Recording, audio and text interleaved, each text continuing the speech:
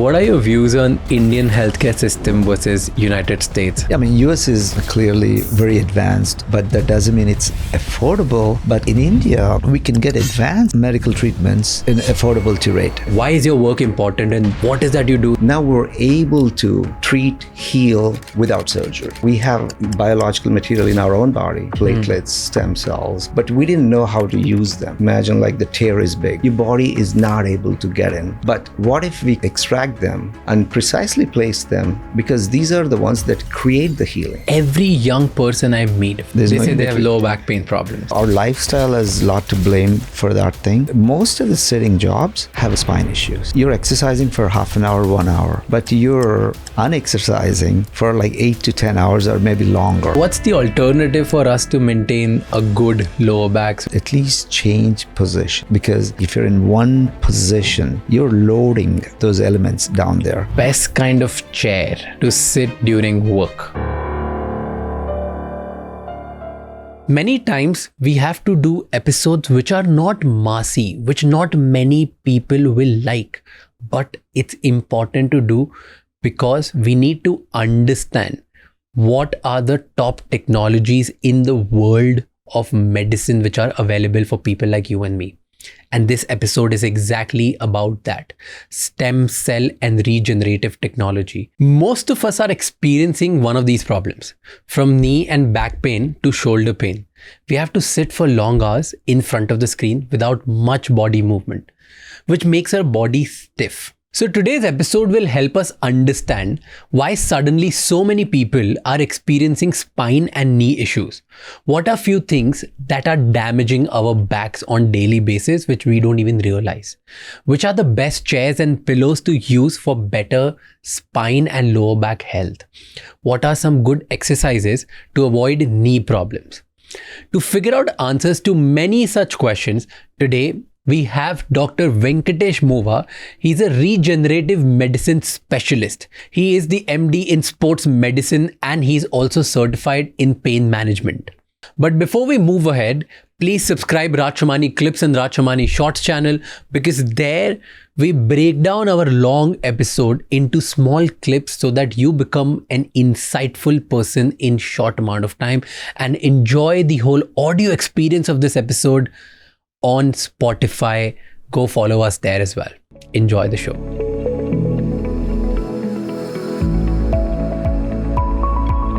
First thing first. Okay, thank you so much for giving us time.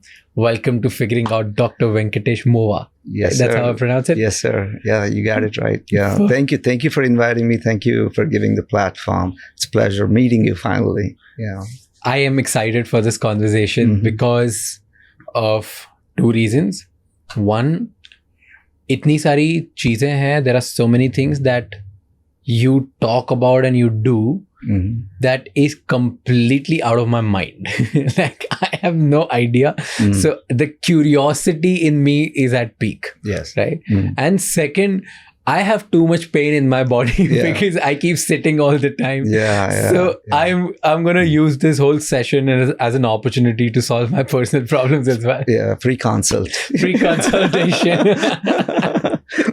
Okay, tell me.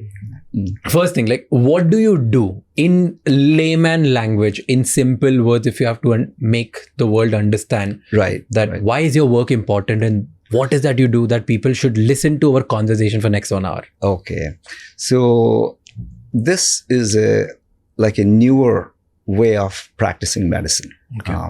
It's not like experimental anymore, but it's an innovative way. Because in medicine, we've been to so many phases, right? Like there's some breakthrough treatments that came in. I mean, take cardiology. We used to open to get to the heart. And now you just do it like this. So we call that interventional way of doing. So we minimize the damage while trying to fix something. So the field that I'm in is literally the same. We're on the cusp of traditionally surgical procedures. Now we're able to treat, heal, prevent, and improve without surgery. So the field itself is considered a brand new innovative way of treating orthopedic injuries, joints, or any kind of a chronic pain. So we call this interventional orthopedics, not surgical orthopedics, and also called regenerative orthopedics. The reason we say regenerative is we have found that our body has the capability of healing our own body. So we have a lot of biological material in our own body. For example, your body does all the platelets, stem cells, PR, all the biological material is all in your body. Okay. But we didn't know how to use them, right? We thought like body will go and heal it by itself. But imagine if you have a bigger injury. Imagine like the tear is big. Your body is not able to get in and heal it, even though your body is fully, your biological material. But what if we can extract them in higher quantities and precisely place them in those areas, because these are the ones that create the healing. These are the ones that's helping your tissue regrow, rejuvenate, and they're the ones that's healing it. So let's make that area like the shoulder, knee, or any joint. Like the way it was before. Yeah, and let's make it possible by placing them precisely without cutting it open or without taking the joint out. So that's called an innovative way, obviously. We could have done this long time ago, but we didn't know with what to do. You can't put, medications, you can't, but we need something that can regenerate that area. And that, over multiple years of research, that we're able to find out that your body, your stem cells, your platelets, your growth factors, your cytokines, there are multiple things in our body that can actually heal those areas. So we found a way with the technology to how to place them precisely and let your body heal. Okay. And you maintain your natural structural integrity instead of, replacing it. So that's basically what I do. Okay. Yeah. I have too many questions for it. First is I have a labral tear. Okay. On my shoulder. Yeah. So I'm going to ask a lot of questions around that. Sure. Yeah. But first is, you said you treat people and then you do surgeries which are related to injuries. For example, there's a knee injury, there's a shoulder injury, there's multiple other spine injuries, right? Mm-hmm. Without the surgery. Correct. Now, what does that mean? Like, let's say I have a shoulder injury. Mm-hmm. I have a labral tear on my right shoulder. And a lot of doctors have advised me to get the surgery done. Right. And one doctor said that, okay, you do the physio, you are not a professional sports player.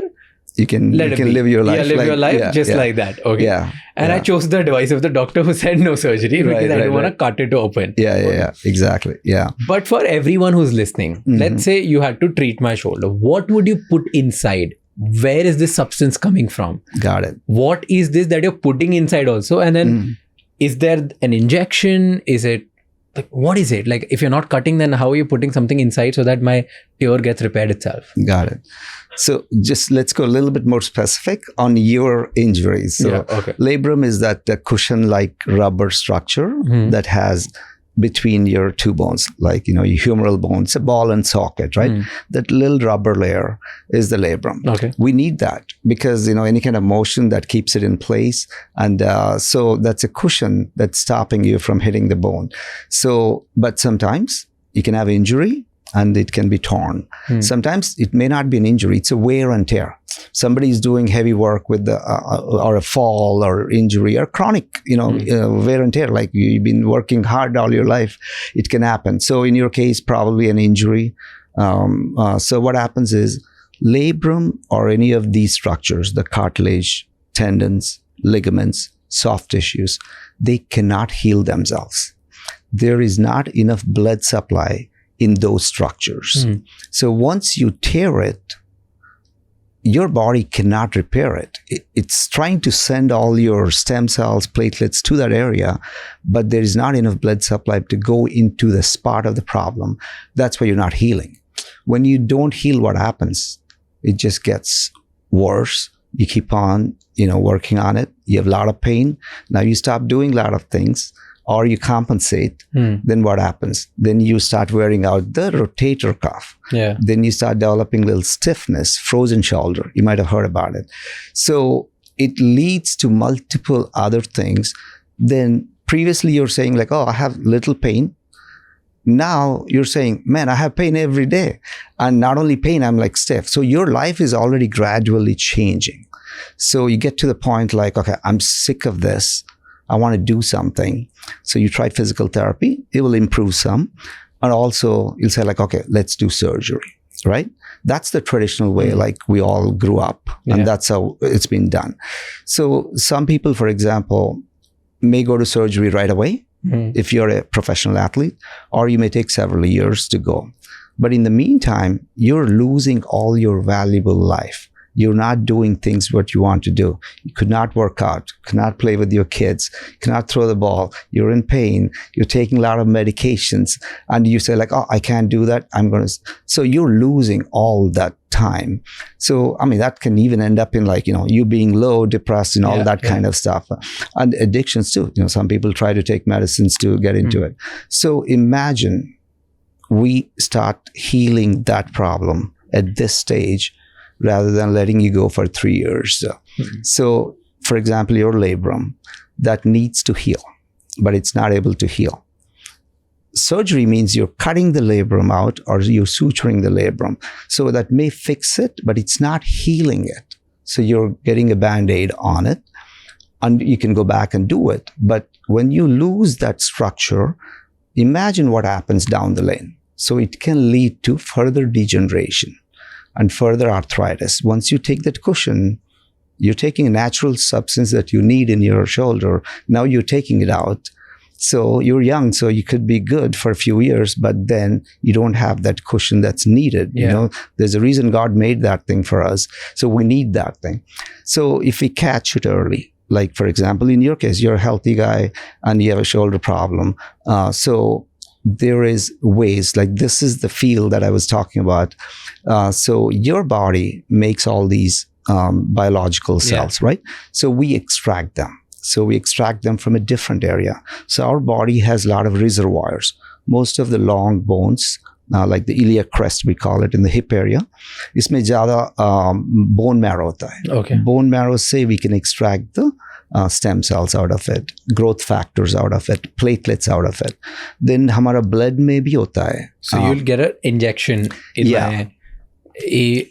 my hip area, and then you'll get it out, and then or maybe from here, and then. Yes. So from the hip area, it will be a bone marrow. Okay. That means they're more powerful healing cells. Okay. And we also take it from your blood.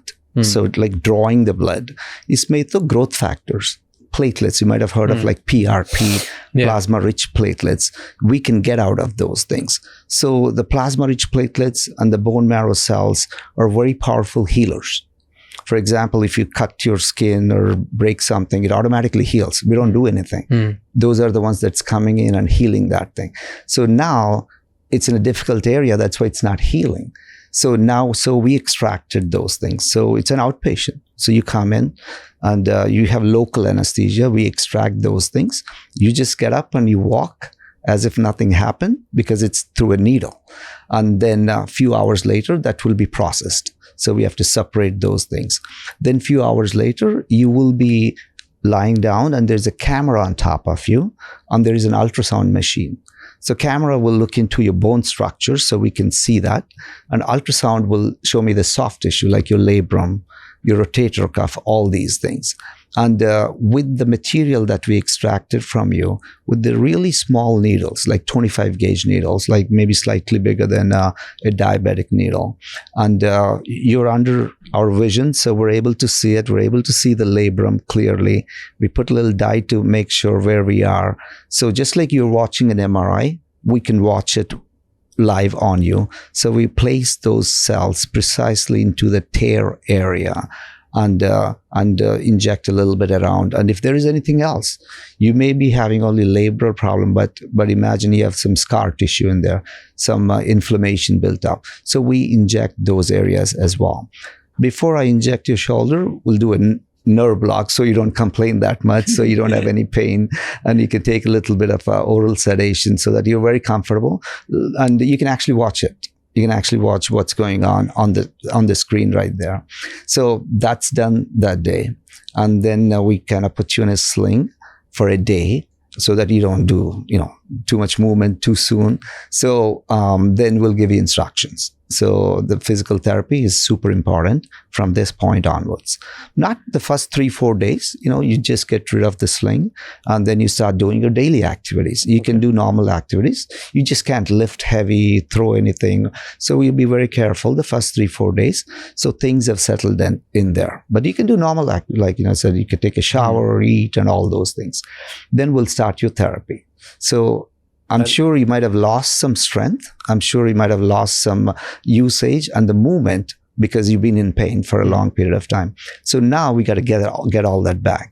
So we start doing the range of motion exercises. So that is very important. So as you start doing it, the cells inside start working. So then over a period of time, it will take few weeks to start feeling like, oh, my swelling to kam ho gaya. Mera raat mein thoda acha so raha hai because I don't have that pain anymore. So those inflammation markers will be going down and the symptoms start improving. बाद में क्या होता है कि आप exercise भी कर रहे हैं ना, so confidence भी आ जाते हैं. अरे मैं ये कर पहले नहीं कर पाते. So you come to the first month, come to the second month, then we kind of test you again, and if you're fully functional, we kind of release you into sports, after 2 to 3 months.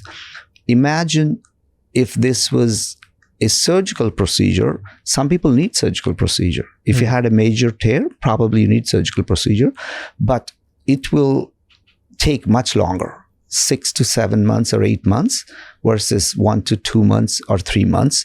So much shorter downtime. There is no downtime literally. That's why we were doing these in sports people.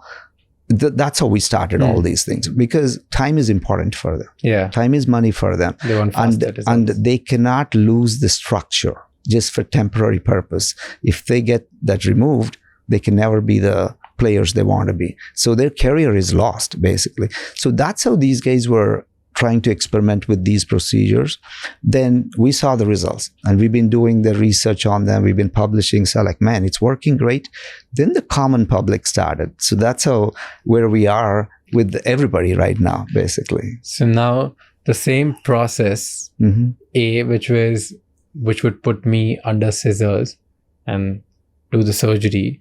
I don't need to do that. It'll be just done through needles. So there'll be no cutting marks ever. Okay, on my shoulder, and something that must have taken 6 to 8 months, it's going to take me 2 to 3 months. That is the thing, right? Absolutely. Okay. And then everything can go back to normal? Yeah, because you're not losing your structural integrity. You're actually maintaining how your shoulder is supposed to be, and you're healing. So you're maybe even stronger than before, because your injury might not have happened one day. It's a accumulation of things like, hey, getting weak, gut injury. So you may be performing under even before the injury. Now you have a chance to regenerate that area. So not only you're getting better now, you're actually making that stronger for the future. You may be stronger on that side compared to the other side, post-injury and the treatment. So when you ask me like, is it that simple? It is that simple. In majority of the cases. Imagine if you have the labrum and you have a grade 4, that means it's pulled off fully. Obviously, you need surgery, right? So that's probably 1 out of 10 patients need surgery. They should appropriately go to the surgery. That's the only way to do it. But there are 7 or 8 people like you and me, have a little problem in my knee, but it's not a surgical issue, but it stops me from running. Yeah. So how do I fix it? This is how we fix it. So this is not for extreme cases. This is for majority of the cases. Yeah. Got it. Yeah. Now, what happens to the area you've taken out? Let's say you've taken out some the blood, regenerating blood and bone marrow. What happens to those areas? Is there any weakness there? Is there any problem there? Is it some kind of some hole or something that just stays there forever? What goes there? So absolutely no hole, because as I said, like, these are very small needles and the body closes in. Okay, so on the hip and on the hand, both are the needles. Yeah, just like when you get a flu shot, Oh, that's it. Yeah. So nothing will you don't have a hole, right? Yeah. Your body gives and then everything, the tissues close up. Number two, our body regenerates. So your bone marrow, your blood, your platelets are multiplying every day. It's just like, you take certain volume of it and you're putting it in here. But you are literally in 24, 48 hours, you are starting to regenerate again. So these are few of the cells, very few in our body that can self-replicate. Question, what do people come for? Majority of the people in an array of all the people that come to you based on age, gender, nationality, whatever, like all of these people, what do they come you for? What do they come for? So what main treatment? So I would say knee is the most common. So majority of people break their knees. Yeah. They use their knees. Knee problem. They use their knees too much. Yeah. So, that's not only in India. I would tell you it's worldwide. Okay. It's pretty much because knee is the structure that we depend all our body on. Basically, that's one of our most weight-bearing structure, most crucial structure. And it's got multiple things inside. You have cartilage, you have meniscus, you have ligaments. And it's very important for all of them to function because our mobility depends on our knees. So I would say majority is knee, but spine is not that far behind because of our sedentary lifestyles, sitting, posture related, and there is a lot of spine as well, and obviously shoulders, hip, and nowadays there is, unfortunately, in India there's a condition called AVN, avascular necrosis. What is it? I'm hearing this for the third time in last 3 days. Yeah. What is AVN? Yeah. So AVN, the definition of it is avascular necrosis. Okay. So what that means is you're losing blood supply in your hip area, most commonly. It can happen in other joints. I used to see those cases once in a while. As I said, I come to India and treat, I used to see them. But since COVID, unfortunately, the numbers have jumped up crazy because one of the reasons why we may lose blood supply in our bones could be the usage of steroids. And in India, we have used a lot of steroids for a good reason, because we wanted to save the patients, that's more important. But unfortunately, even the COVID got better, that affected the blood supply. And you see that in younger patients, like 20 to 40s, males, you see that very often.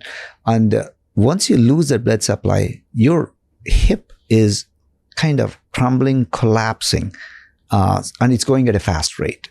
And that wasn't there before. It was there, but very small numbers. But now, unfortunately, we see a lot of them. But if you catch them early, hey, there are stages to it. 1, 2, 3, 4. 4 means, you're collapsed. It's too late to save them. So if you can catch them at stage 1, 2, or even 3, with the method of, using their own biological material, cells, you can reverse the condition. You can recreate the blood supply. Reverse it or stop it? You can stop and reverse the condition depending on how far the damage was. So, and we thought it's impossible to do all those in the past. A lot of these things 10 years ago, if you ask me we could even, now we could do them. So that's one condition is very prevalent in India. I don't see that in other countries. The AVN is not as prominent. But everybody used steroids in COVID, right? Everybody used vaccines. Yes. Why only India then? Oh, no. The dosage of steroids that's been used during COVID. So remdesivir and stuff like that? No. The oral steroids called prednisone, depomedrol, remdesivir, these are antivirals. We need those things. That to kill the virus. Steroids is for inflammation. You remember there are a lot of people who are dying because of the breathing issues. So you want to save the breathing. Yeah. So by giving steroids, it's an anti-inflammatory drug. So your breathing gets better and we're saving lives. So it was a good cause. because of that unfortunate Delta wave, and India had more deaths, compared to the Western worlds. So doctors have to save the patients. Yeah. So, but unfortunately, we see the side effects of that now by this. But again, as I said, it's not a situation that has no treatment. We just got to find it early. Hey, find out. Don't waste time. Your pain just. How do we find out? Well, I mean, see, what we see is diagnosis done early will prevent most of your problems. I mean, our problems. But how do you get diagnosed? You have to see the doctors. Particularly the avian. The best would be the MRI scans. We have done X-rays, but early stages is not visible. Late stages are visible, but you don't want to wait till late stage. So MRI is important. So they're seeing the right doctors that deal with musculoskeletal problems and making sure it's something not like this, because this is time sensitive, this condition. The others, they can wait a month or 2 months or 3 months. But this one can't. Yeah, but this is, if you do not act on time, the avian stage बढ़ता रहता है. Then एक बार बढ़ने के बाद, 25-year-old with a hip replacement on both sides, not a healthy equation. So, okay, I have many questions on this again. Now I'm gonna break down even more. Yeah, spine, knee, athletes. Okay, we're gonna Absolutely. talk a lot of stuff. 10 days ago, I've ordered 2 walking pads. Walking pads. One for the office. Okay. And one for the home. Okay. And one I've kept it in, the home one I've kept it in my bedroom. Yeah. And the other is in office. Okay. Using it? Now the rule is, the rule is that every time I'm talking to the larger team, let's say I'm addressing 10, 20 people in front of everyone, I'm not going to do it while standing. I'm only going to do it while walking. Walking, yeah. And at home, I cannot watch TV while laying on the bed. Yes. Because I watch 10 to 15 minutes of TV every day. That's it. Okay. So 10 to 15 minutes, I'm going to walk. Yeah. So that's these are the 2 changes I made after. Yeah. I think it's pretty good change. I'm liking awesome. it. It's awesome. Yeah. I do the same thing, but on a ball. On a ball. Okay. I don't have chair in my office. I'm on my exercise ball. So I'm sitting on it. Oh, you're sitting on exercise ball every day, because I can't do this. Right now I do this, but on a ball, you can't afford to do that. You got to engage your core all the time, because otherwise you're going to fall. So you do that for a few hours. And it was hard initially. Then I had to move to my chair. But I'm tired really, in the house, it's fine. But because work, you spend a lot of time at work. I spend a lot of time at work, even though we're patients, but in between administratively, you're sitting. So I sit on a ball, and that helped my back tremendously. Really? Tremendously, yeah. It engages your core. If you're sitting a lot, your pressures are too much on your discs, interdiscal. So by engaging your core, because we're always strong in here, so that really, in today's world, almost every young person I meet, fit or unfit, they say they have low back pain problems. They have massive back pain. Yes. Yeah. They're crying every time that I can't sit for long hours. It's always painful. Yeah. At least once in a month, somebody is going through this experience where they have faced that. Yeah. Oh my God, my back is like this. Yeah. I mean, so our lifestyle has a lot to blame for that thing, obviously. And then, if you find some time to exercise to compensate, it's good. But still, you're exercising for half an hour, 1 hour. But you're unexercising for 8 to 10 hours or maybe longer. So that's the problem. I mean, most of the sitting jobs have a lot of spine issues, hip issues as well. So it's very important. I think you've done a great thing by kind of modify that thing by just walking. So because otherwise you get used to it.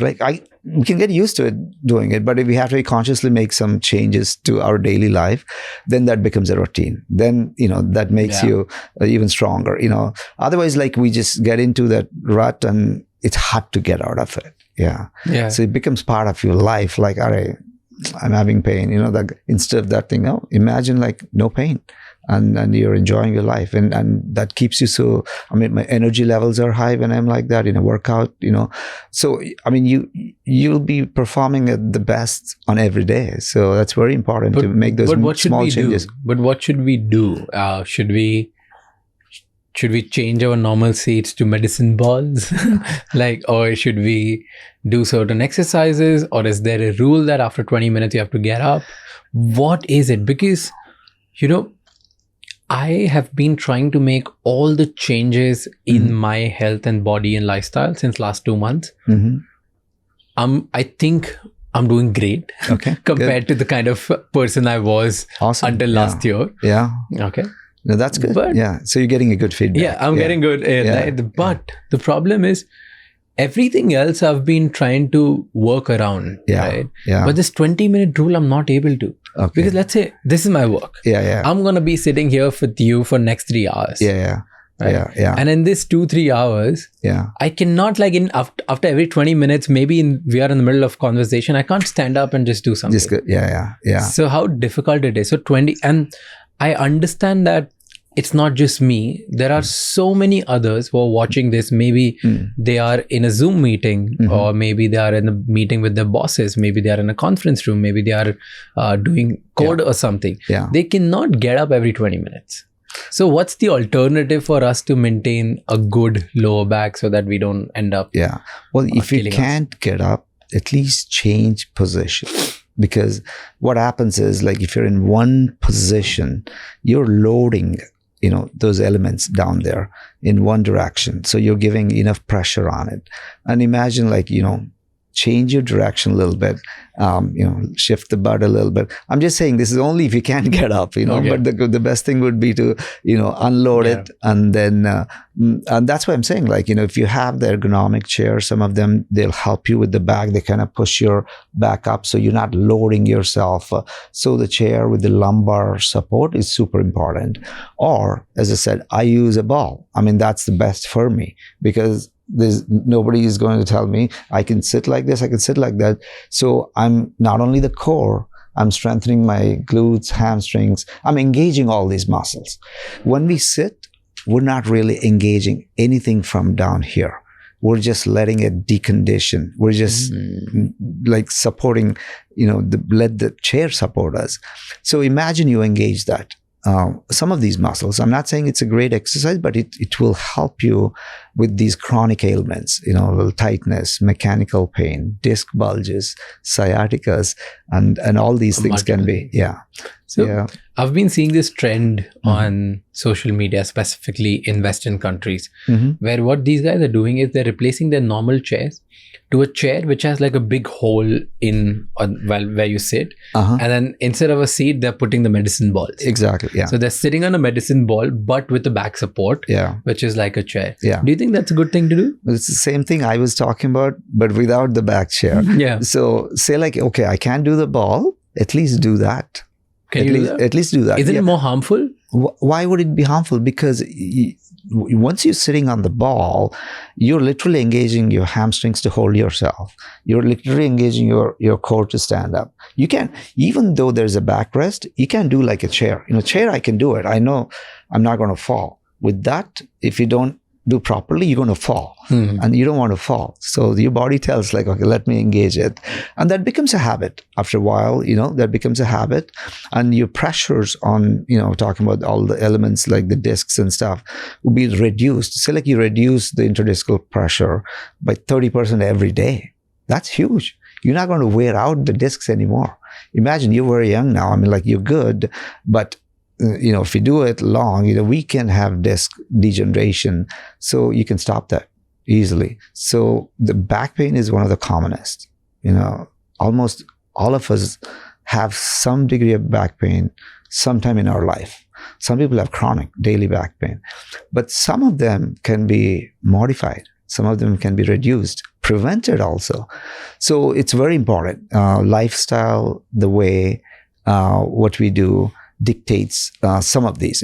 Some are injuries, wear and tear. I understand that thing. But these are, some of them are in your hands. You can really make those changes. You recommend everybody should do it?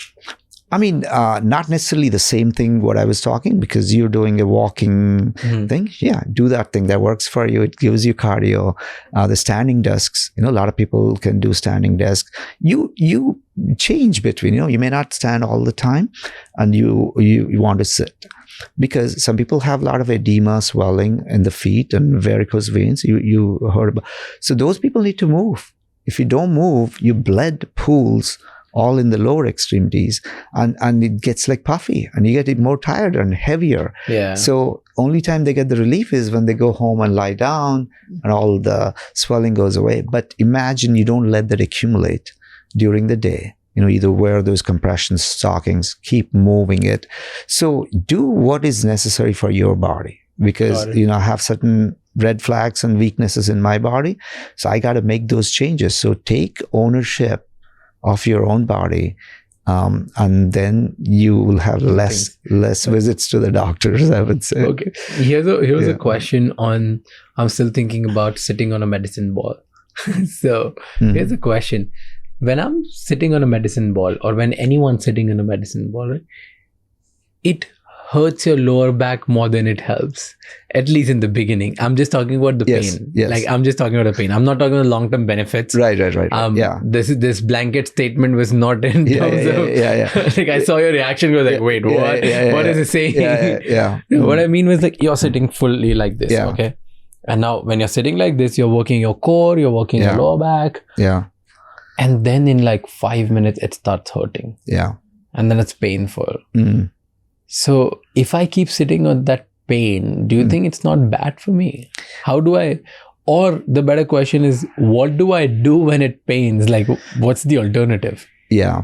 I mean, some of that pain may not be the reason of your original pain, like a disc or something. It could be your muscles not used to holding you like that. Yeah. See, we're used to our chair holding us like this. So we're happy somebody else is holding. Now you're trying to, support your own self. Your muscles are not conditioned, even though younger, older.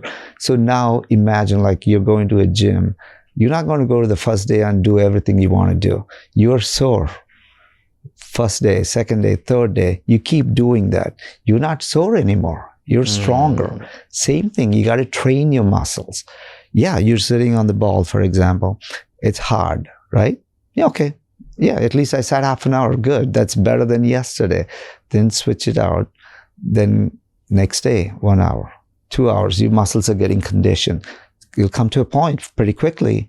You're good. And next thing you know, you will not sit anywhere else, because you like that strength. You like that feeling of it. You like not having pain. And same thing with like a lot of people I see even in the neck conditions, right? Like spondylosis is super common. Women, men, everybody. That's why I have a lot of problem. When I travel, going to the hotels, those pillows just kill me. So I always try to, adjust the pillows or put a towel in there. So, there are certain contour type pillows that are natural for your contours. So those are good for you. The one with the curve? Yeah. I mean, not for everyone, but majority of us, it gives you a natural contour. Otherwise, like if you're in like soft pillows, you're like crunching yourself and maybe causing some pain. But it's not easy to sleep on those pillows. Initially, it gives you more headache in the beginning. Yes. So when I wanted to shift to those, so it took like 2 weeks for me to really sleep the whole night. So I used to have a regular pillow, what I was doing, and this pillow. So 1 hour, and then you wake up, you can't sleep, whatever, switch to it. A week later, longer. 2-3 weeks later, I can't live without it. Yeah. So you got to train your body, basically. Whatever you needed for your body, you got to do that. And we all can do that. It's not that hard. The age is not any limit. It's just like deconditioning. We could be deconditioned at age 30, and somebody could be running marathons at age 80. How are they doing it? Because they're keeping their body conditioned. It's nothing to do with the age. It's all you do with like how you take care of your body, basically. Okay, I have a quick question. What's the best kind of chair to sit during work so that it's really good for you and for your body and for your posture and for your overall health? Wow. What are the best kind of chairs? Give me 2-3 if you don't. Wow. So I have to be a furniture man now. Exactly. Well, I mean, anything. If you are the furniture man, then I think we all will be in good hands. Well, if they buy my furniture. If all of us buy your furniture like that. Yeah. Sorry, terms and conditions apply. Yeah. I mean, anything that promotes you to sit upright rather than slouch.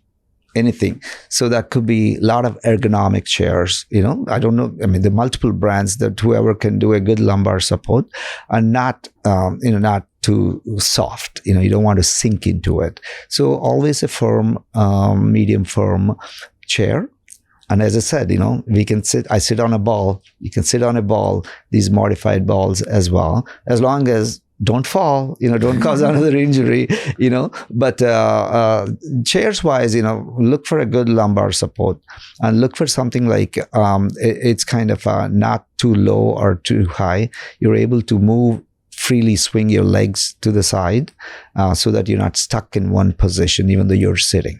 And having a little inclined leg support also helps kind of pump it up for like some circulation. If you're having circulation issues a little older or even younger, so just using that kind of motion kind of pumps things up so you don't get sore by the end of the day. Do you think people should use reclining chairs in their living rooms? Oh, wow. I don't have one. But would you recommend? Because it's a trend. It's becoming a trend that people are buying. Yeah. And why it's becoming a trend? Because I've seen earlier, I remember 3 years ago, a reclining chair used to be of only one company or two companies max. I'm just talking about an Amazon list, okay? Yeah. Okay. And every chair would be north of 1 lakh rupees or something of that. Yeah. Now, there are 20 companies making reclining chairs and it starts from like 7,000 rupees or 10,000 rupees. Wow. So some of them are massagers as well. Yeah. Right? So theoretically speaking, like regular chairs, a recliner acha hai for decompressing your spine. Got it? Okay. But you can work from a recliner. If you're sitting in a sofa and watching TV versus if you're lying down, maybe you prefer lying down because you're taking all the pressures off your spine, but not for productive day. You can't be reclining and working. For productive days, it's ergonomic chair. Yeah. For living room and watching TV, it's reclining. It's better than like a too soft, cushiony sofa where you sink it in versus harder sofas like where you're able to sit, or you can even recline. Say like you have back problems, you want to decompress your back. So it's good to have a recline. And also the zero gravities are even recommended where your legs go up a little bit and takes the compressive forces off your back. There are some chairs where your feet go up and your body stays back, so it decompresses. So some of them are helpful as well. But again, you have to go with what works for you. Which one is the best pillow? Basic principle in the pillows, as long as you have a little support here, whether it could be flat instead of feathers, that may not be the right thing. You have to have at least a firmness to it, whatever shape it is. Got it. There's no feather pillows. Well, I mean, once in a while, it's good. They feel good and stuff. It was considered luxury in India specifically. Yeah. Especially after watching Bollywood movies. Yeah. Feather pillows considered like you're the rich. Yeah. No, we're talking about people that have neck problems or neck pain. So for those reasons, if somebody is absolutely feeling good and they're feeling sexy and use pillows, silk sheets, whatever you want to do, you can do all those things. Yeah. You said highest surgery in India is of the knee. Most of the people who are going for orthopedic surgeries, the majority of them are going for knee surgeries. What should we do so that we don't end up hurting our knees, or so that we don't have to go through knee problem? Because this, I've been hearing this throughout. Yeah. Like everyone who gets older is talking about that, hey, we have a knee problem. It's my uncle, it's my grandmom, it's my grandfather, it's Like everyone who I know above the age of 55, 60, 65, they all are saying that, okay, there's a knee problem. Yeah. Well, I mean, knee does not spare anybody, because we could see, as I said, young teenagers, knee problem, playing soccer, cricket, whatever. We could see old people with arthritis. So that's one joint. You can say like some conditions, like, if it's a spine, okay, it's a little bit old age related. Hips are old age related, but the knees, there is no, discrimination. Knees going to hit you if you do it wrong. Why? Because we have to take age group by age group. Okay, younger age group, obviously, injuries, playing sports injuries. So we know what's going on. Yeah. So when you come to middle age, some of the wear and tear starts happening. That is because we may not be conditioned. You're not walking, you're not exercising, you're not building your strength in the muscles. Then what happens? Then you're putting too much load on the knee. Your knee is not supported anymore. So you start wearing out those cartilage. You start wearing out the tendons. So you start developing arthritis at an early age because you're not conditioned enough. As you go age, some of our lifestyle, like for example, Indian women, we see a high percentage of knee cases. And we presume, there's no data on, we presume it's probably a little bit of a sedentary lifestyle for our, moms, grandmoms, compared to our guys, they used to walk and do other things outside. And also, homeboundness to it, probably some of the reasons, because you don't have any muscle support. When you don't have muscle support, your joints are not going to hold you. Imagine you're putting on weight on top of it. Yeah. And you don't have muscles. Then everything is falling on the knee. So knee is giving out, wearing out. That's the reason any changes in our body or anything, knees are the ones that get hit first. Spine is as well, as I said. So that's the reason you probably see a lot of cases anywhere. Are there any exercises that we can do to make a knee better? Or no? Or just keep walking, do your squats daily or whatever, like once in a week, and then do a couple of muscle legs exercises and then move on. Just keep it that way and you'll win. Or is there certain 2 or 3 different exercises, right? Let's say, I'll give you an example. When I went to my doc for the shoulder, right? He said, whether you decide to go for surgery or no, at least start doing rotator cuffs. Yes. This is one exercise you should just swear by because you already have a weaker shoulder bone. Then you should just go ahead. Yeah. Shoulder muscle. So he was like, just start strengthening that rotator cuff muscle. Yeah, that's what I'm saying. You have to do it. If you don't do it, you'll make the situation worse. As I said, you'll get frozen in there. So same thing. You got to keep moving it. On the knees, you're asking what exercises, basically. We're talking to protect the joint and improve the strength so that your body can handle any kind of load with your muscle strength. Yeah. So what we call isometric exercises. Okay. So these are proven to be, bringing the stability in the knee because your kneecap is attached to your quad muscles. So if your kneecap is tracking like this, you're developing arthritis underneath. You're going up and down staircase. You can't walk because your kneecap is rubbing on it, because you could be having severe weakness in your muscles. So the kneecap is going in all directions. Okay. So you want to put that in the right place. The tracking has to be. So you have to work on your quad exercises. So if you focus on 4 muscle groups on the legs, you will have less and less of these problems. Okay. So quads, hamstrings, glutes, and you also want to work on your lower body. Core is also very important. Working on the core exercises will take the pressure off your back and not put it on. 5 exercises, let's say 5 different muscles to strengthen. Yes. If you're not going to do everything, at least focus on these muscle groups, and you'll get a stronger knee And when we say knee is, we don't look only knee, because all these are connected. You can't have a bad hip and a great knee, because you want to work from the core all the way down. True. So the lower body, we call it a kinetic chain. So anywhere a missing link in the chain, you're going to have issues because you try to compensate. Imagine you have a bad knee, then you start walking a little funny, then the other hip starts hurting.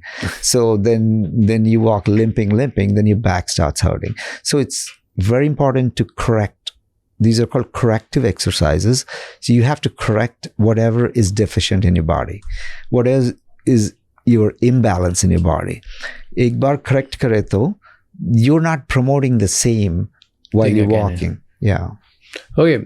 So 5 exercises, you were saying 5 muscle groups. Tell me one best exercises for each. What's the best exercise for quad? Okay. So mechanism is the same. No matter, you can do without weights. You can do with the weights. You can go to the gym. You can stay in the house. Yeah. So you in the gym, yeah, you may have a machine to do that, but in the house, you can put some ankle weights, or even rice bags bhi dal sakte hai, thoda weight ke liye. So leg extension is really good. Leg extension for quads, and you have to be a little careful how you place the leg, because the kneecap can rub on it. So every patient's structure is different. Sometimes you have to externally rotate the foot so that you take the pressure on the inside. So you're activating we call it VMO, vastus medialis, on the inside of the thigh. So you have to put it like this. Yeah, just externally rotate the foot so that you're hitting the inside, not the outside. Once you hit the outside, you're making your fascia even stronger, which we don't want. That pulls your kneecap to the side. I didn't even know that. Yeah. So that's what I'm saying. It may be different for somebody with a knock knee. It may be different for somebody with a bow leg. So better to have a trainer or somebody look into it. For every specific thing. Yeah. So customize. But the basic mechanism is like a leg extension. With the weights or without the weights. You can do that lying down, or you can do that sitting up as well. So that's for quad. What's for the hamstring? Hamstring, basically the curls. You can just lie down and prone curls. And also you can do, like older people, for example, they can't do the prone part of it. They can do the squeeze underneath the kneecap and try to squeeze those things. And the best thing would be to foam roll the hamstrings. You really don't have to build the muscle in there, because most of the hamstrings, more than the strength, they get tighter. We all have tighter hamstrings because we sit a lot, and you have a back problem. Hamstrings are the ones that's going to give a lot. So more than building the muscle in there, you want to strengthen, stretch the muscle. So foam rolling is really good. If you do the foam rolling, stretching for that muscle group, basically. It's really good. Yeah, it's really good. Then what was the third one? The core. You got to do the core exercise. Yeah. What's your favorite core exercise? In the past, like a lot of people, even till date, a lot of athletes, like we used to have a lot of athletes come in because the coaches were making them do crunches. Boom, boom, boom, boom. It was a disaster. For the last, I would say 8 to 10 years, we do not advise any of our sports athletes or anybody to either crunches or military presses. Really? Yeah. Why? Because crunches, imagine what you're doing. You're bending your body and putting pressure. You're actually squeezing the disc. So you're creating so much pressure in there. We have seen a lot of disc bulges and all the spine related problems because you're overly crunching. So we say no. And if you really look at the good trainers, they follow that rule. They don't really make people do those things. Those are not good at all. If anybody's doing those abdominal crunches, please do not do them. Reevaluate yourself. Basically non-weight, like the planks, the bridging works really well. That's work really well. It's easy. You're not causing any more damage to your other body parts while trying to get your great abdomen. Definitely abdominal exercises, just be easy. Don't do with any weights or anything. So that's important. There. What was the fourth muscle? Glutes as well. Okay. Your glutes will support your, your hips and lower back. So all these are literally related to each other. So what's the best exercise for glutes? Squats are good, but not necessarily weighted squats. The problem with that is almost everybody does the squatting wrong.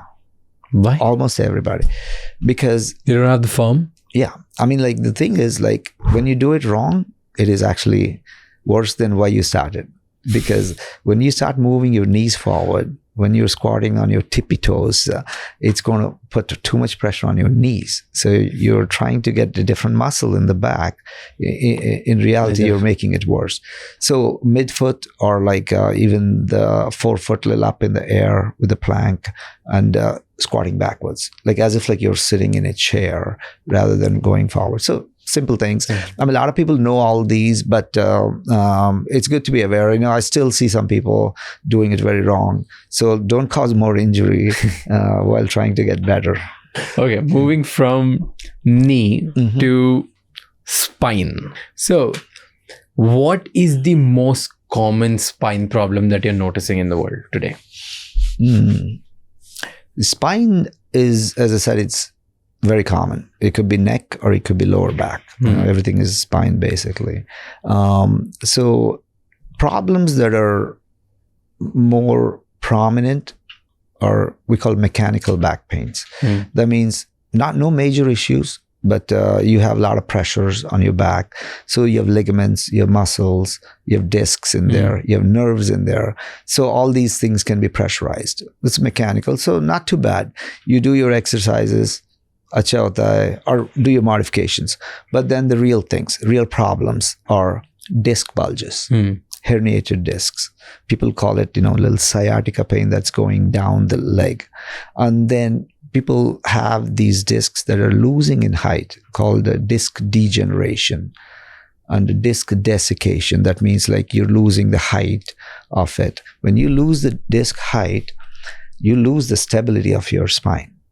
So these are like cushions. Okay. Say like these are rubber between the bones of your spine. You need those height, right? So then you can maintain, your posture, everything. And your nerves are coming down there.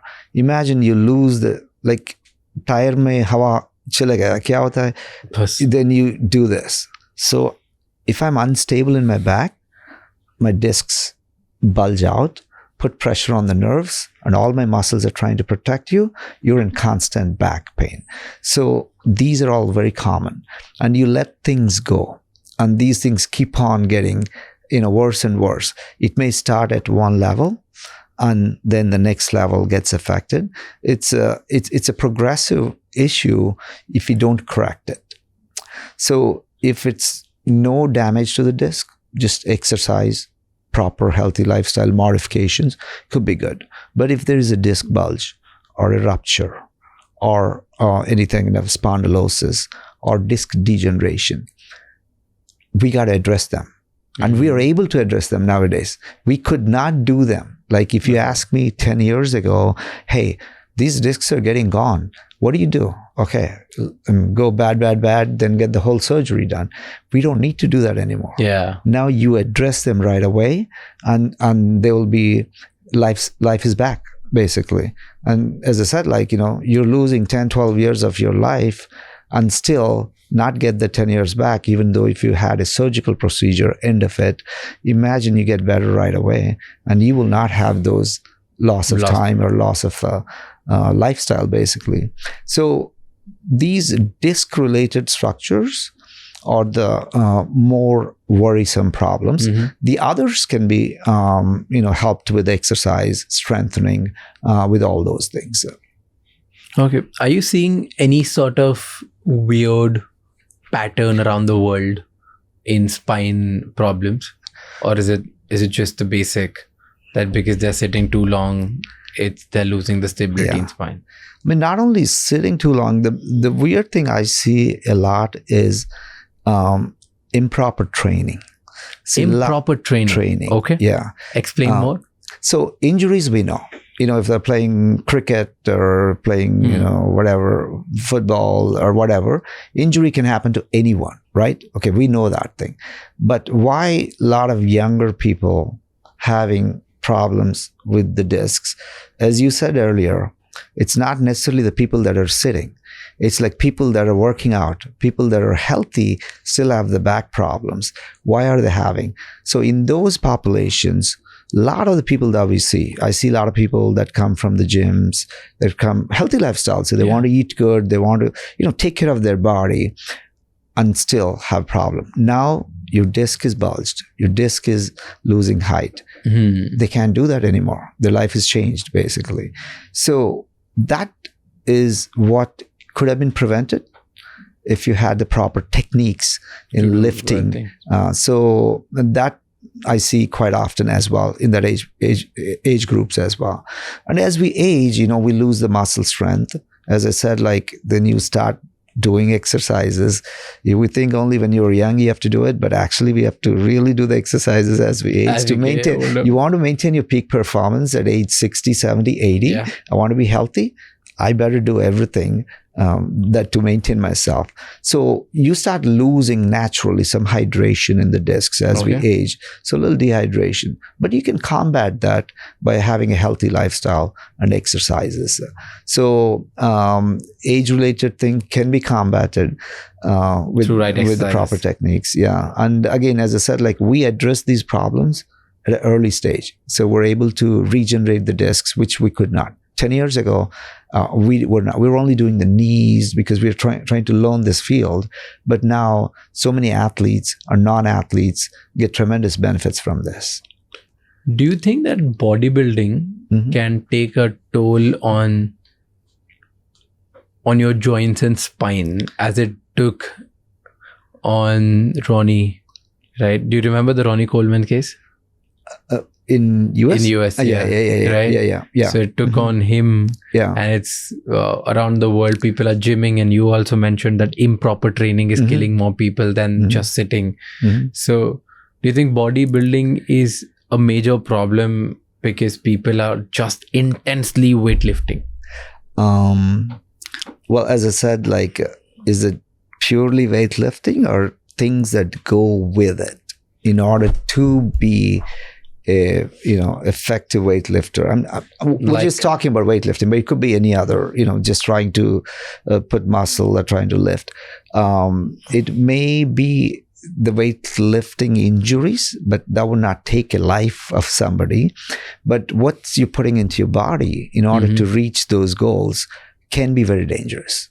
And we have seen, either improper or illegal use of substance to get some quick gains have resulted in a major, even loss of life in these high-level athletes per se. So I would say like some supplements that are not healthy, steroid usage, all of that is testosterone. Some of them have shown to be detrimental to your, forget about your body. It's like you may lose your life also if you don't take care of those. But just by lifting, I don't think it will cause if you do it the proper way. We have a lot of people that they live healthy lifestyle. But the problem is if you stop doing that and then you have to deal with all the after effects, That's a problem. Yeah, after effects. So that means you still have to maintain a good life, healthy lifestyle, even though you may not be lifting that heavy, but you should still be taking care of yourself. All of a sudden around the world, everybody wants to look young. Yeah. Everybody wants to fight aging. Yeah. Why is this trend becoming so big? Yeah. That everybody wants just look like that they're in their 20s. Yeah. Right? Yeah. A, why is it becoming a trend? B, is it even possible? So, A, we all want to be that. Because the alternative is not that good. You don't want to be in the bed when you're 50s. You don't want to not enjoy with your grandkids. You don't want to give up on your life, right? Yeah. And so you want to maximize what you can do. You want to perform at each, part of your life. So we all have that thing. But how to do it is the thing, right? So number one is the human mentality. We all want to look good, feel good, do good, everything. I mean, we want the best for ourselves. So how do we go about it? Some people put in the effort. Some people will not put in the effort. So that's where the effort levels come in, and you may see the results when you put in the effort into it. So that's the human nature. We all want to be productive. Because, if I'm going to a meeting, I want to be the best. And if I can be that. So, if I'm taking care of somebody, I want to do my best. I don't want to be depleted of my energies. I don't want to be depleted of my resources if I can't help other people. Yeah. So that's a nature. Yeah, we want to look young. We want to look good. We want to feel good. We want to help people. We want to do everything that's right for us, right? So that's the human nature. We want to do it. So, but nowadays, you're talking about the hacking, like how it is. So before it was wish, right? Oh, wish. Oh, look at that person. Why is he's 65, 80 years old. He's running. And why am I 30 and I'm just literally not walking properly? So we used to do that. But now, as I said, the science, technology, the fitness world, medical world, regenerative world has been evolving. We're able to crack some of those codes nowadays. So you see, when you talk about the hacking part of it, I mean, we're talking hacking ethically, hacking legally. Yeah. Because when you talk about biohacking, there are some stories like gene hacking and stuff. What is it? Tell me a illegal way of biohacking story that you've heard. So no, the biohacking is what, like, we all want to perform good, like, by changing minimal changes to you, like, you're eating right, you're sleeping good, you're exercising good. So these are all like you're doing changes. That's basically the hacking part of it. Gene hacking is a controversial topic. So there are some scientists, even in China, there was a recent story where you can manufacture and edit the genes in your body where you can clone and reproduce a different kind of organism change, basically. So if you have certain disease, for example, this is the future, but even present, some controversial thing is, what if I change some of your chromosomal structure of it? Will it act differently, or will you not have that condition or disease? So these are all future. But some people have tried those things as well, kind of, and those are the areas like we need to be careful, because what if it goes wrong? They should have enough regulatory controls on those kind of things. That's the gene hacking part of it. So there's a controversial thing. We're not talking about that. Okay. So in our field, it's more regenerative hacking, like regenerative biohacking. That means like, okay, you're having a problem. What you're doing yourself, what you can do, like you're doing diet, your sleep, your exercise, you're doing all those things. Now you need a little help medically. So that's the regenerative part, where like, okay, I have these aches, I have, like little tendonitis, I have little pain, I have little meniscal tear, I have little ACL tear like an athlete. So what do we do about it? So repairing those things before they become a problem. So we call this a proactive method. That means like you're not waiting till it's happening. So you're actually taking care of you ahead of time. Just like, right, you're eating good diets so that you're not trying to treat from yesterday. You want to be healthy tomorrow. Yeah. Same thing. Taking care of your joints, your body will help you function at a peak level. So that's the regenerative biohacking and the regular biohacking. But the gene biohacking is a controversial topic. It's not ready yet. Yeah. So, I mean, there's so much potential. All the research is going on. Like, hey, how can we modify? Say, like you have a diabetes in the family, you have a diabetic gene. Can we modify that with the gene editing and you have no diabetes? Great. I mean, or heart disease. Some people are prone to heart disease. Can we modify that before it happens? Phenomenal. I mean, the future, the future is great. Really great. Yeah, but we don't want to jump into those things. We want to do a proper research. Okay. Based on all the researches that you have read and all the practice that you have done around the globe, right? What's the most shocking thing about your field, which you have discovered in recent times or maybe till now? Like, what's the most shocking fact you have heard or read? In a positive way and in a negative way. Like, give me both. Give me both. So then it'd be like most exciting and most shocking. Yeah, in our field, and I would say in my own experience, basically, what I thought is not possible, like even 5-6 years ago, is a reality, and I see that in front of my eyes, and I do see that results like in front of our eyes. For example, ACL, because we have a ligament called ACL in our knees. A lot of athletes can have that injury, twisting, turning. The only way that was done was surgery in the past. Yeah. And that's how we grew up. Not anymore. When we do those things with regeneratively, we're getting the same or even better results. That's a really shocking thing. I didn't think it's going to happen. In your lifetime. Yeah. Same thing, disc. We never thought we can, regenerate a disc material that was losing. And we didn't think that was possible. We thought we'll improve the condition and stuff when we have been seeing those things. So these are the shocking developments, and there's more and more coming. Then the negative thing about it is misrepresentation, because we're claiming like these cells or regenerative medicine pretty much treat everything in the world. And that is something I hear all the time. Some people even talk about cancer, spinal cord injuries. We're not there. I mean, we're in the research phases. We don't have a treatment modality for them. So let's not go ahead and give false hopes to actual people when we can't really do those things. So it goes both ways. The technology is growing.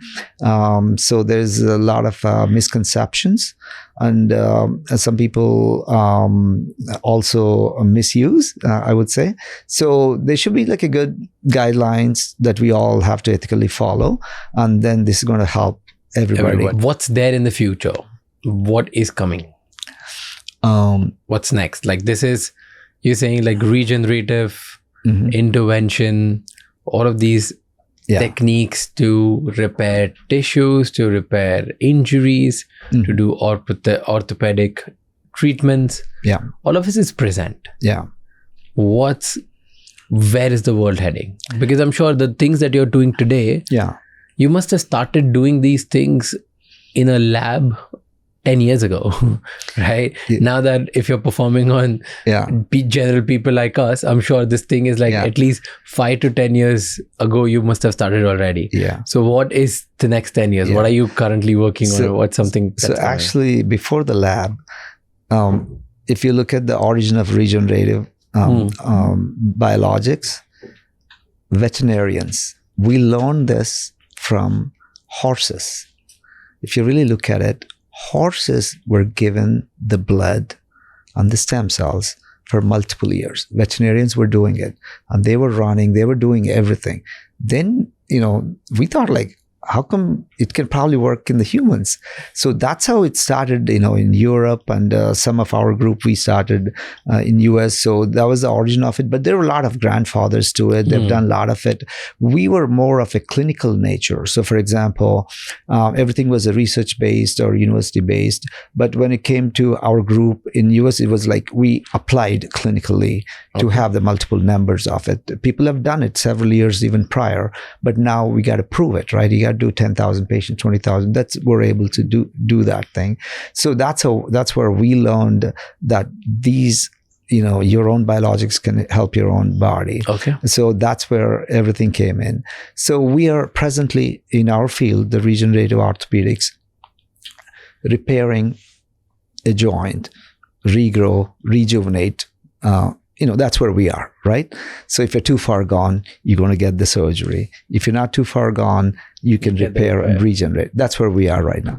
So I'll show you my report. Okay. Yeah. What is not that far is, can we actually create the whole tissue instead of repairing that thing? For example, you're young, so you have a good labrum except the tear, right? Imagine somebody old, I'm not saying old, somebody wear and tear, and they lost the tissue. So there's not much to repair there.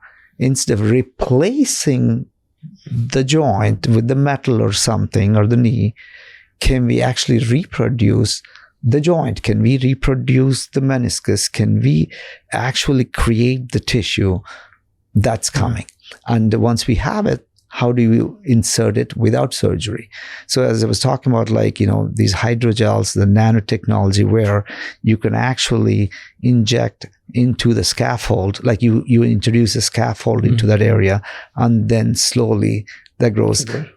We're not there yet, but this is what we're so excited about. Because if you look at it, this is done not in humans, but there is a lizard, we call it salamander. It's like a lizard and a frog. It's a cross between lizard and frog. Okay. You cut the tail of that lizard, that tail will grow back. And no other, like you cut the tail of a cat or dog, it will never grow back, and we never grow back. So these material that's helping that growth. So that's what we want to establish in humans, basically. I mean, when I say mean, it's like there's so much of the fraternity is like so big. If somebody but that gets would be their exciting. hand chop off, can we regrow it again? Yeah, I mean, like that would be exciting. I think those. Do you think people are working on it already? Yeah. There's so How much. How close that's are you going on. to that technology where people can grow their hands again? I think there's a long way to go. And before, Still, like how long? 10, 20, 30, 40 years? Well, we thought this is too long 5 years ago. What we were doing, seriously, it's going like so fast. So, I mean, with the help of the governments, the regulatory issues, we got to do it properly. So things can move very fast. The more we find out, because the best thing is the safety part of it. As long as we prove the safety, then it's a good experiment to do. But how do you prove safety? Let's say you've put in something in me. Yeah. And this is going to be my last question. I'm just trying to understand this, right? Yeah. So if you have put in something in me, you have done the clinical trials, maybe there's some side effect, which will come after 3 years, or after 5 years, after 10 years. Right. Your research is only 5 years old. Right. No, it's not 5 years old. Okay. I've done my first regenerative injection 18 years ago. 18 years ago. We've been doing for like 20 years right now, total research. No, you have thousands and thousands and thousands of patients that underwent this thing. Not only in one facility, right? We're talking entire world. There is no history or evidence of any tumor production, cancer production, or anything negative if autologous cells, if you use your own cells, there's no. But there are stories and some case histories when there are some illegal procedures called umbilical cord, I would say embryonic in some countries. It's like the newborn babies, so they use those cells. There are some stories that tumor genesis, teratogenesis, that means like they used other people's, have some stories of tumor formation. But autologous, nowhere in the world, we're talking in the world, it's not like there is no case story or history that this thing happened. Has ever happened. Because you already have the cells. So if you have a tumor, you already have it. So you're not going to have a new tumor. Because you have to understand, that's how your body is healing. It's going to that area where there is a need and trying to heal that area. If it's struggling, we're just helping the body. Yeah. Are there side effects for it? So the minimal side effects, the procedural side effects, like, when you do a needle on you, I mean, you can have a little bleed, little bruise, redness. But that's only for a month, 2 months, right? Only for a day or two. Okay. Not even that long. Like after that, like, is there long-term side effects? Nothing has been proven. I mean, nothing has been detrimental. But what have you heard? 1 or 2 side effects which... No, I mean, like, see, the most of the side effects are basically whether it worked good or not. You see that difference. Okay. But you will not see any kind of a negative side effects because you have not put any foreign material in your body. You've not put any medicine in your body. It's your own body. You have not even cut, so the infection is not there. And you have not put any metal. You have not introduced anything. You're just repairing what you already have through your skin percutaneously. So the chances of these side effects are literally zero. If there are, nothing has been reported worldwide. So you would know. There are side effects for almost every procedure in a different format, minimal side effects. Like, as I said, like you can have a little pain, bruise, redness, but nothing major long-term side effects have ever been noticed. Yeah. Nothing yet. For autologous procedures. So these are called autologous procedures. Yeah. How much does it cost? So it depends though. So there's some blood. Let's say I was just talking one shoulder injury, because I want audience to understand. Okay. How much does it cost? So it's like this. There are multiple ways of doing it, right? Like once you do through the blood, it's called the platelet-rich plasma, which is growth factors. And there's other thing called the bone marrow aspiration, where you have all the cells and the growth factors as well. Which one's best? So that's a good question. When you have tendinitis, inflammation, or very mild issue, platelet procedures are good enough. But once you have a structural integrity is lost, that means you have a tear, you have degeneration, you have arthritis, anything structure is altered, platelets are not strong enough to reproduce that kind of result. You have to go with the bone marrow aspirate, we call it. So that gives you the best chance of better outcome, basically. So the pricing depends on who is getting what, how many areas they're getting.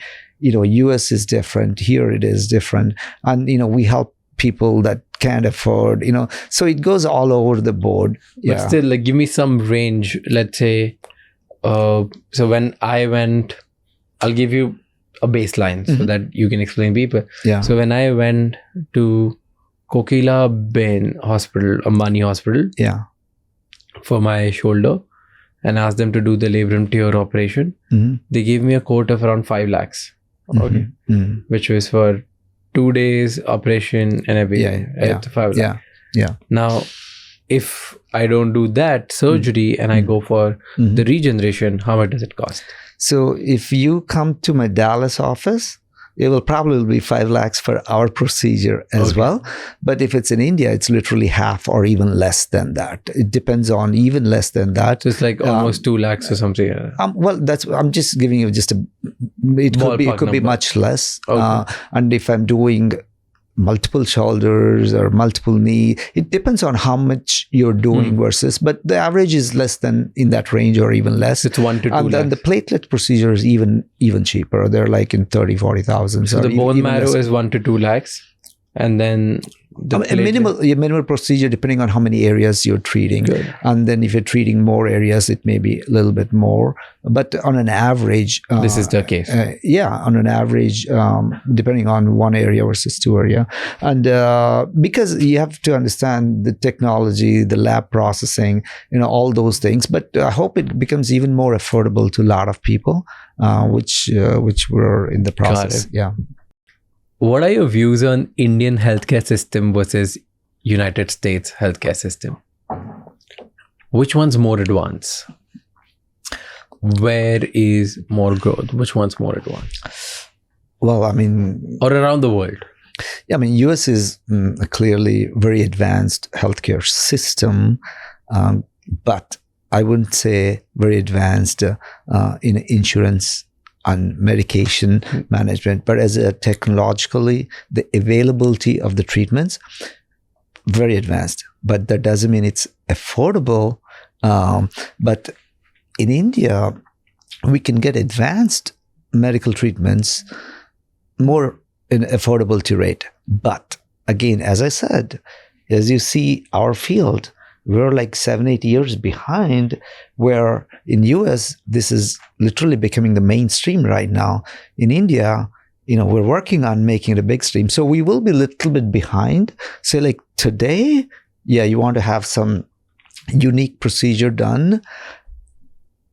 a different field may be doing very advanced here. I heard like there are a lot of advanced procedures in other fields. Yeah. But in general, if you talk with my experience in our field or anything, yeah, you can have more access. I would say you can have more availability of different technologies, different machinery, different protocols, but it may not be affordable. Well, perfect. Thank you so much, sir. Cool, Thank man. you for being here. Awesome. Yeah. It was a pleasure having you. Absolutely. Yeah. Yeah, it was a pleasure. Thank you so much for watching this episode till the end. Let us know who are the kind of guests that you want to see on our podcast. There are some episodes which are niche in nature, but really important to understand how our world works and what are the new technologies available to make ourselves better. Let me know in the comments your feedback, because your feedback makes us better. I'll see you in the next episode. Don't forget to subscribe our channel, and until next time, keep figuring out.